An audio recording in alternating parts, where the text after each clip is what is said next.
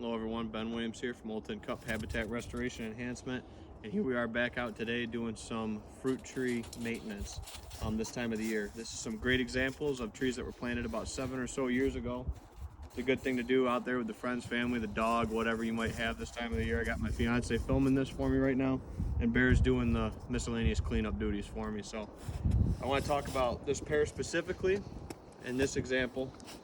Now, whether it's an apple, a pear, there's going to be a little bit of pruning differences, but not much going forward with them. However, with these trees, you see there's it's a little overwhelming. My fiance even said this tree is a mess, and it is, because it's been, allowed to grow for a few years, and now it's time to start doing the maintenance to it.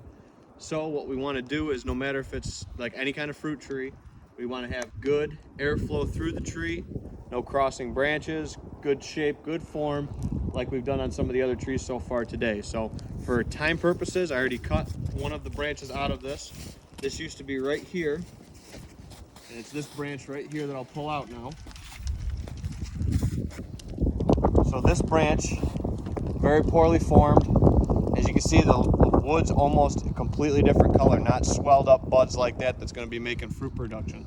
And we'll probably still pinch the flowers on this coming spring as well when it flowers out. So big central branches like that, you can see that freed up all of that space in the center of this tree and lets us start developing the shape of this tree. So the other thing you don't want to have with your fruit trees is crossing branches. Now this isn't an issue right now with this branch, but in another 5-6 years, where my fingers can fit will no longer fit, and that'll rub, cause an injury, and then I'll lose this very nice branch off of this tree. So when it's young like this is a great time to cut a lot of those interior crossing branches. Nice clean cut, sharp saw, sharp pruners, absolute must. Have another couple crossing branches here.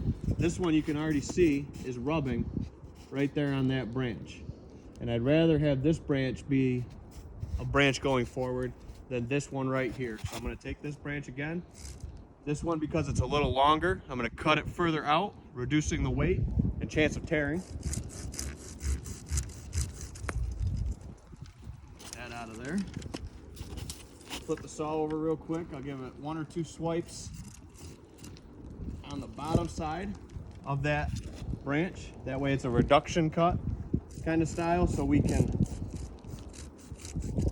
match it up nice and flush. And if Hannah spins right around, you can see that that's a nice, very, very clean cuts on these. That'll heal over very nicely this year. Same thing with up here. We're probably also, as you can see, you're going to take this branch out, but we'll do that after this video is over, because I also want to talk about a tube tree. But this is a great example for fencing these trees that you're planting. I usually like a little bit bigger, but this is the fence we had. What we had, some 104 signs from an auction, actually really good for the stakes. So we'll be doing a couple more cuts on this. We'll take this one out, and I'll probably clip a little bit more on the interior of this tree. But that's a real good example about taking a center piece out of this, allowing airflow up through the tree. There'll be a couple more cuts. This crossing branch here that comes out and across will probably stay, since this one will come out. And if here, I'll just bend it out of the way and Hannah can step back. That's gonna be about the shape of the tree right there. I'll probably take this one out, because that'll cross up through the center too. Anything that's crossing, rubbing, or will in the future is gonna affect the production and the health of those trees and branches. So something to be mindful out when you're pruning, and less is best if you're not sure about what you're cutting. So nice clean cuts, flush cuts, sharp tools, absolute must. So with this crab apple here, a little bit different example, but good tips all around on this one as well, because these crab apples, being more of a bushy shrub rather than a tree, I would say, with this one I would probably use more of a hand clipper. Now these trees are the same age. This was a whip, was a 1 foot tall single stick when we planted these about 8 years ago now, and as you can see, they are loaded right now. Songbirds really like these, cardinals especially right now, a bunch of songbirds. So this is a great tree planted through the NWTF seed subsidy program that they provide. I was able to get our hands on, I think, 30 of these we planted around the farm that year. So this has a good example of something you see in apple trees and a lot of fruit trees, is these downward branches. Now this will never produce fruit, or not produce fruit very well, just because of the fact that there's no load-bearing structure there.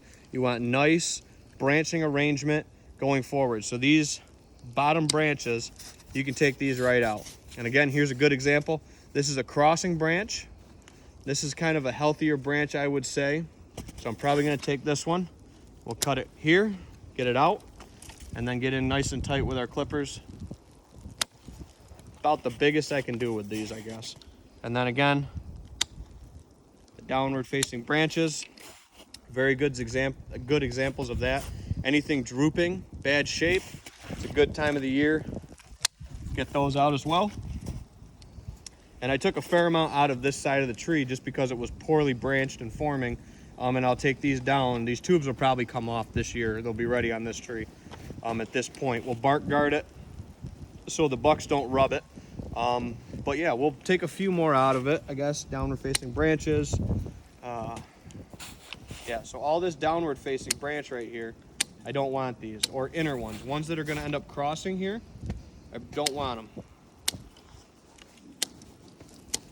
You wanna leave some along the stem are okay to take out in future years, because you still need leaf production on these trees to provide energy for them. So that's kind of a quick, easy pruning tip on trees that are somewhat established. Now I'm just getting nitpicky.